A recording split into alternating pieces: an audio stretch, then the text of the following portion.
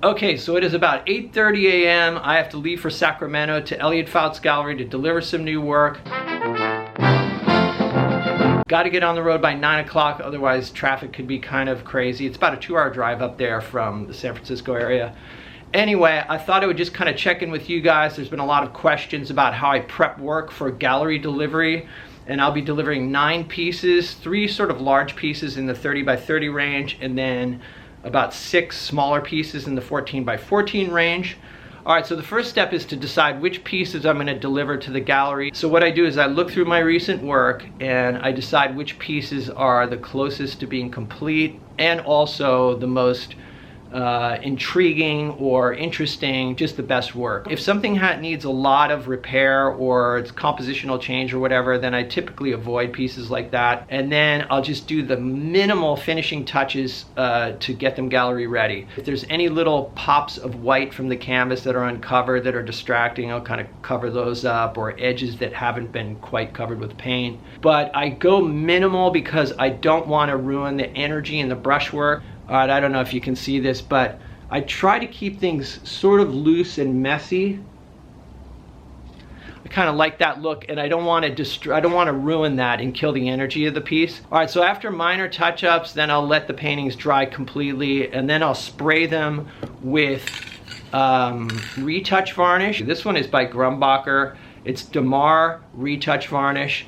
You can put this on a painting when it's dry to the touch. You don't have to wait the typical 3 to 6 months. Oil paintings aren't considered completely dry until the 3 or 6 month mark, depending on your climate. And you don't want to put a traditional varnish on before it's completely dry, because apparently you can get clouding. In other words, the varnish will sort of cloud up. I've never done that. I've always just used retouch varnish, because what it does is it sort of smooths out, or let's say it evens out the shine on the painting. Sometimes dark areas can go kind of flat. Spraying it with retouch gives like sort of a uniform gloss finish. And like I said, it can be done right away once the painting is dry to the touch. After that, I will go through and I will sign the paintings. And usually I'll sign in the lower corner. And I just use like a liner or a rigger type brush.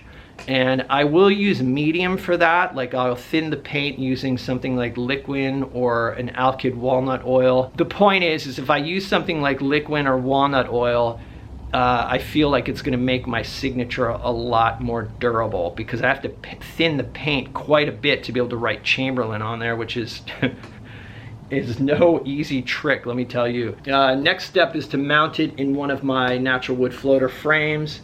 I make these myself. You may have seen it in previous videos. Okay, so this is a floater, so the frame does not cover up the edges of the painting at all. It sort of floats in the frame. I use 3M mounting tape. It's a 2-sided sort of foam tape, super strong, and that's what I use to mount the panel into the frame.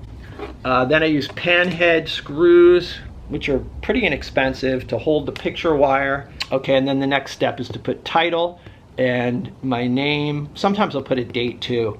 The reason this is white is because I make my panels out of whiteboard, which is basically masonite or hardboard that has one coat of paint on it for, you know, for dry erase marker.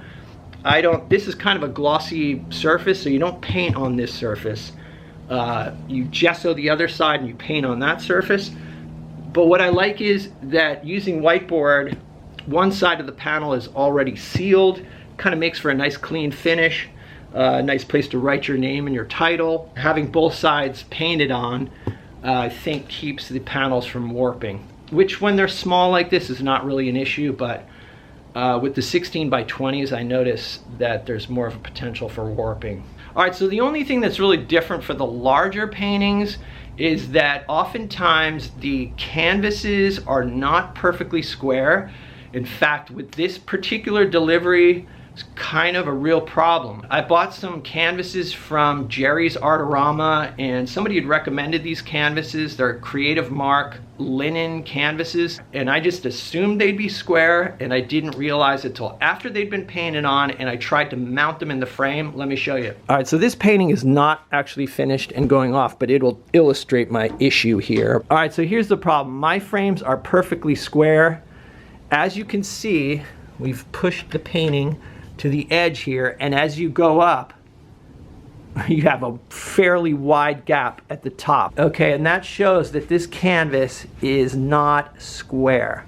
I don't know if you can see this, but down here, the gap is much larger than it is up at the top. All right, so that caused me a lot of grief yesterday, really slowed me down. It was already at the end of the day and I was framing up the two larger 30 by 30 cityscapes. You know, when I put it in there, I noticed that it was way out of square.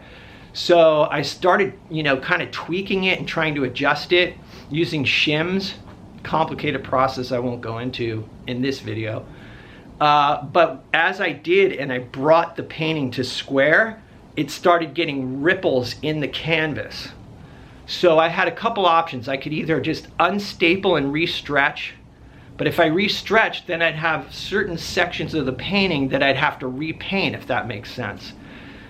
And so basically what I ended up doing was I kind of just cheated it as much as possible and averaged it out. The gaps around it are not completely uniform, but I think they're close enough. But it was a real hassle and a real drag. So that's one argument for stretching your own canvases, because then you can make sure that they're absolutely square.